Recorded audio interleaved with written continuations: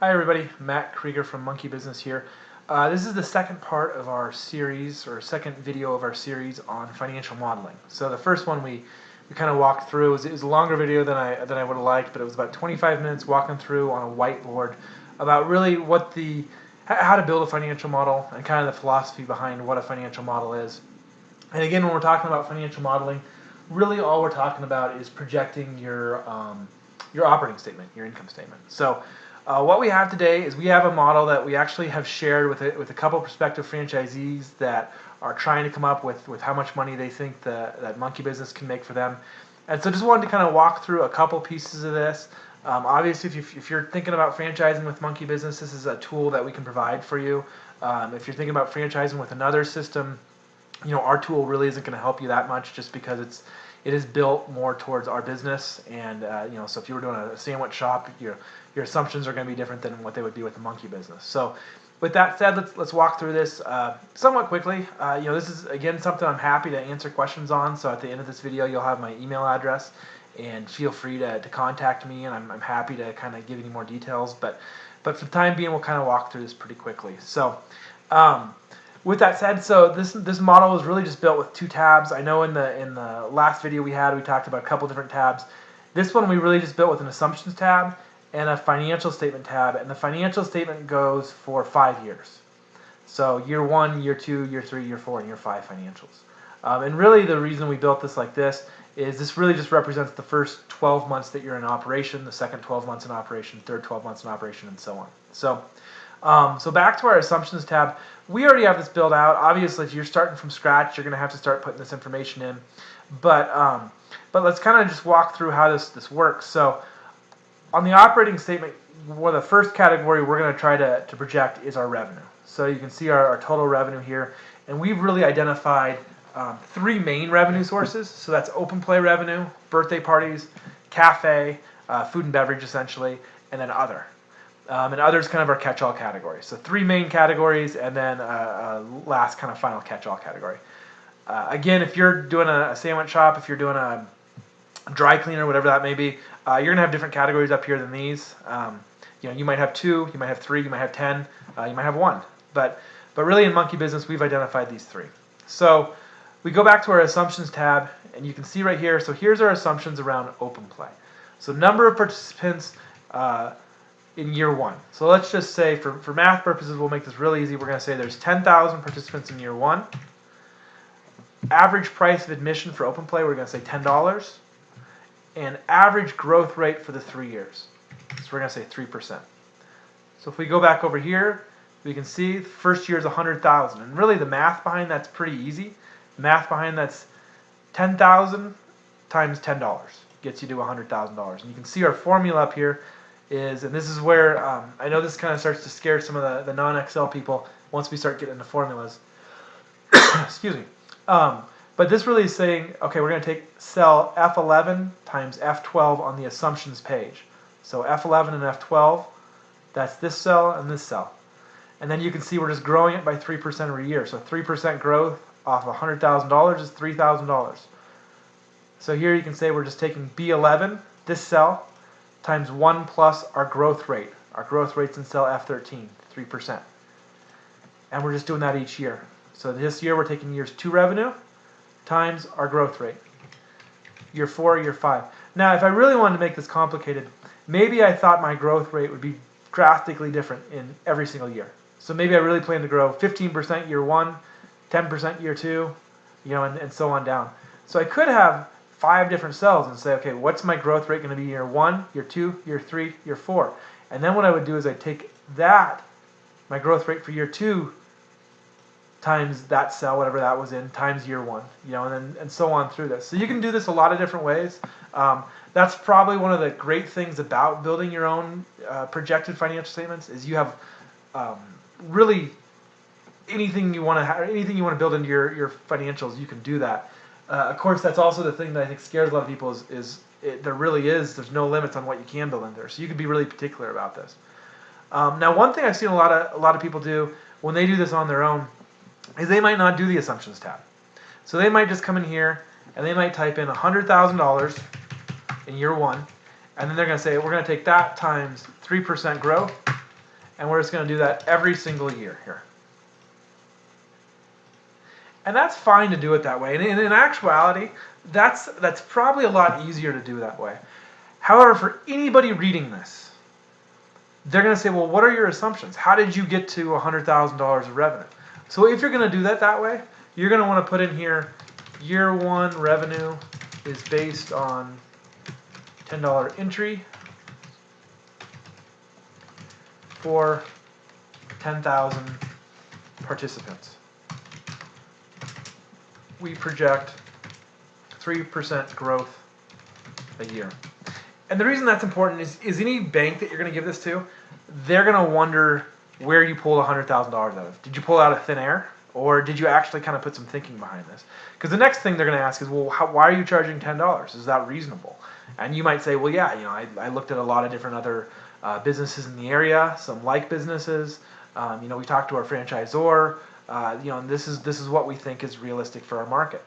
Okay, where did you come up with 10,000 participants? And again, just kind of walking through how you came up with those assumptions. Because the idea is behind these assumptions, you're doing the research to kind of support them. So again, either way is fine.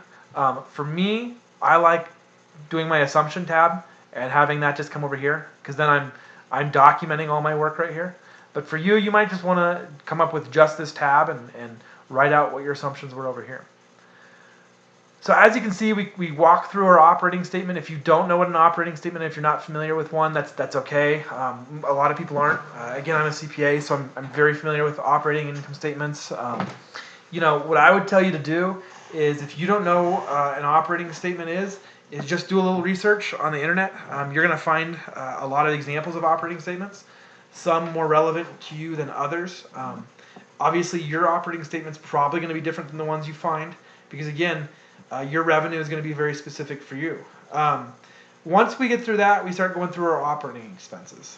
So we have cost of goods sold, and we have these by category. So cost of goods sold is literally, if I'm selling you a candy bar, how much is that candy bar costing me? What's my cost of that good that I just sold to you? And so you can see we have a couple different categories here. Depending on the business, this might look different, but that probably isn't concerned to you or your banker as long as you're calculating this correctly. We have employee expenses, marketing, insurance, rent and facilities, or maintenance, utilities, things like that. And then again, we have kind of a catch-all category for miscellaneous expense, and then other fees, merchant and royalty. That's then going to give us what our total operating expenses are, and then we're going to be able to figure out what our net income, net loss is. So we'll walk through one of these expenses real quick.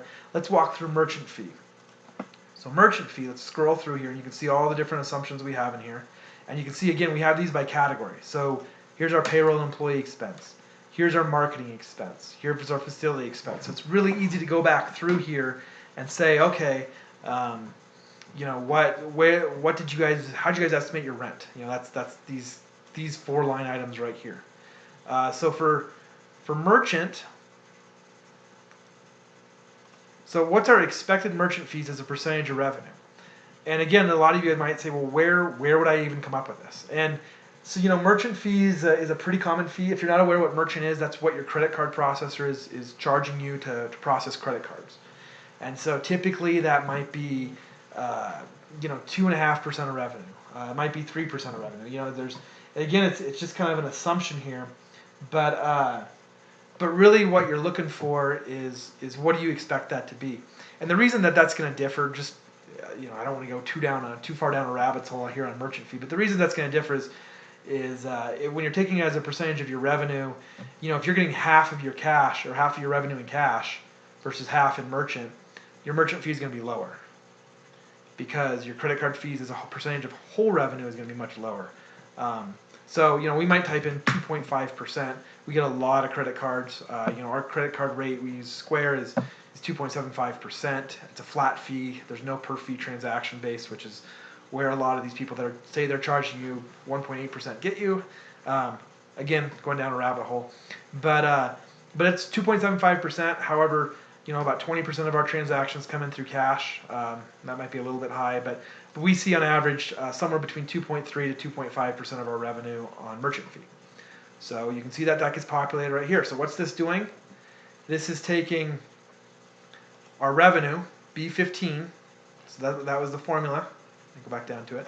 B15, which is this cell right here, times merchant. And what I did is I named this cell right here. I can always just go up to here and just name that cell whatever I want it. I named it merchant. So now I can just reference that whenever I want it.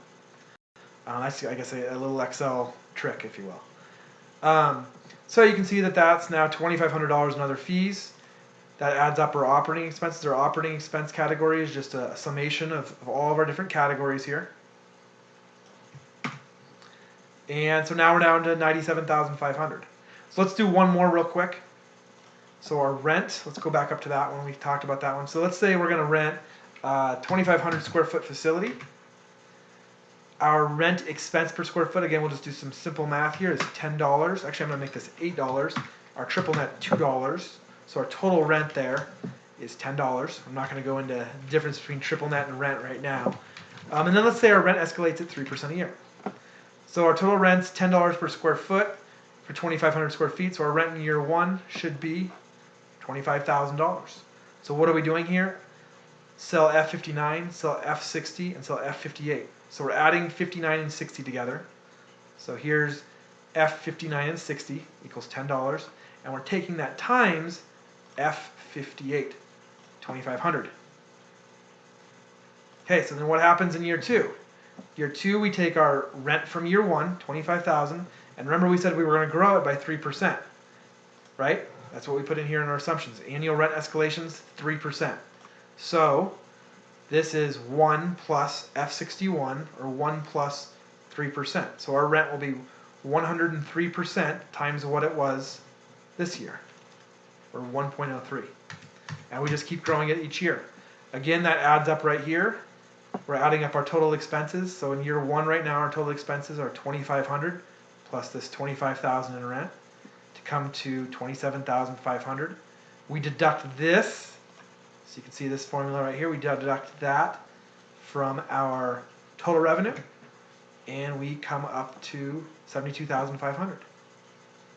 Now what I've done down here is, and this is what we kind of talked about in the last video, if you remember we talked about amortization tables, is we talked about, really I want to figure out how much cash I'm going to take away from this. And what I did not include up here is I did not include the amount that I have to pay the bank back. I just included what I think the business is going to make if there was no debt on the business. So what I'm going to do is over here I have some of the other assumptions built out. You can see I have some global assumptions for inflation and some things like that. But I want to know what my development costs are going to be. So let's just say I'm going to do $100,000 of development costs. What percentage of your development costs will you get a loan for? I'm going to get a loan for 75% of those costs. So I'm going to put $25,000 down. My interest rate, let's just say it's going to be 5%, and we're going to pay that back over 10 years.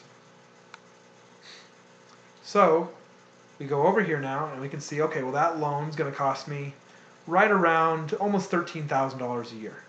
So we've populated that in here. And we do that with formulas.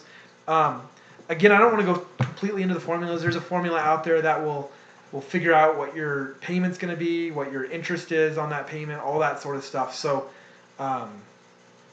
there is some complication of, not complication I should say, but there is some additional research you're going to have to do in Excel about some of these formulas. Most of these really are just reference formulas. I don't want to scare you too much. Most of these are just taking, my assumption, time and another assumption to come up with what it is in here. We're adding some things up here in Excel, just using some formulas. Really the only complicated formula that we've used in here is really just this interest in principal formula. Which again, there's a shortcut around that, which is if I would have added my loan amortization table in here, I could just add up those total interest payments, for year one on that and put that number into here. So you can see, I'm trying to come up with what's my cash on cash return on investment. So if all these assumptions were real, which we know they're not, because we just put these numbers in here, but if all these assumptions were real, my cash flow year one is just about $60,000. I invested $25,000 in here, and so you can see what my return on investment would be. So, and that's taking a couple other assumptions into account on the other page, but that's really what we're trying to do. So I just kind of shortcutted down to what my abbreviated cash flow would be. Now there's a couple other things in here. You have to take into account taxes and things like that because those are important. I did not do that in this one. And to compute your tax number is a different section, and something again we're not going to go into because there's some additional tax expenses you might have that you might not have in your operating statement. And again, I don't want to go through that a whole bunch, but that would be it's something else that you could add on to here. So that really is financial modeling. Again, there's whole textbooks written on this topic.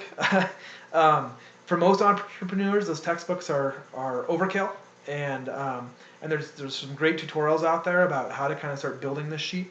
But really, this and the previous video are really just kind of meant to give you an introduction to what a financial model is. So that way, when you're having this conversation with somebody, with a franchisor, with a banker, you kind of know what they're talking about.